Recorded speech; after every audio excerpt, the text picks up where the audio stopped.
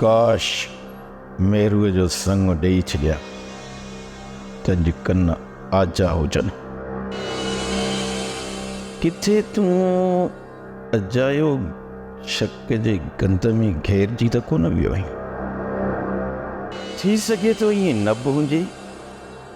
अजायो वती तो ख्वारीअ जो सोचींदो कंहिंसां ॻाल्हि कोन कई अथमि, पर मूंखे इहो शक न ॻाल्हि पकी थी लॻे।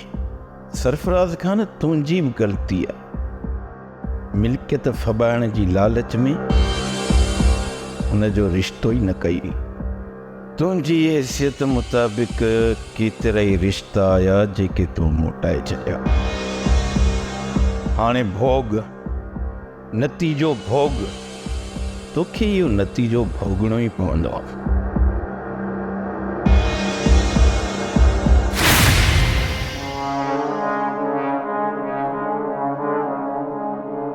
अदा,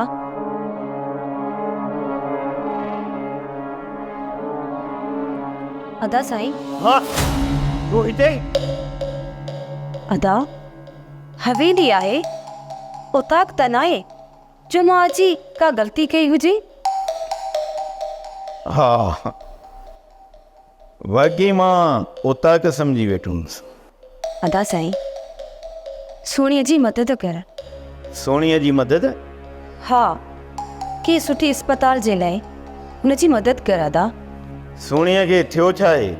हुनजे पुट जे ॼंग जो मसइलो आहे। इहो त मंडो ई चङो आहे। ग़रीब जो ॿार असां सां सीनो साईंदो। तूं तयारी कर। मां? हा, नौरोज़ लाइ शहर हलणो पवंदो।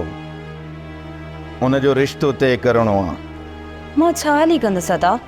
तोखे हलणो पवंदो। ॿियो भला मां कंहिंखे वठी ईंदुसि? न अदा साईं, तव्हां ई थी अचो। मुंहिंजो हलणु को ज़रूरी त न आहे। चङो, ठीकु आहे, जेका तुंहिंजी मर्ज़ी।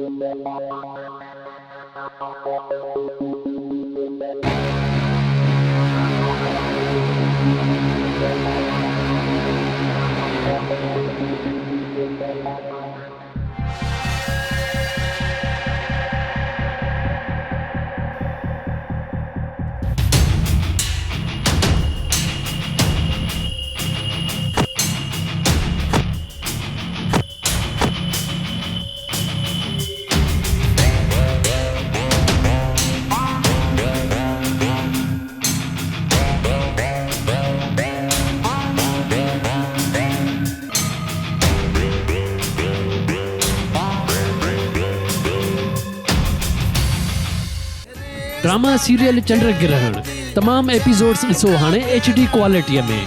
विज़िट करियो असांजो YouTube channel Sindh TV HD drama. Subscribe कयो असांजो official YouTube channel Sindh TV HD drama ऐं वधीक अपडेट लाइ बेल आइकन खे क्लिक करियो।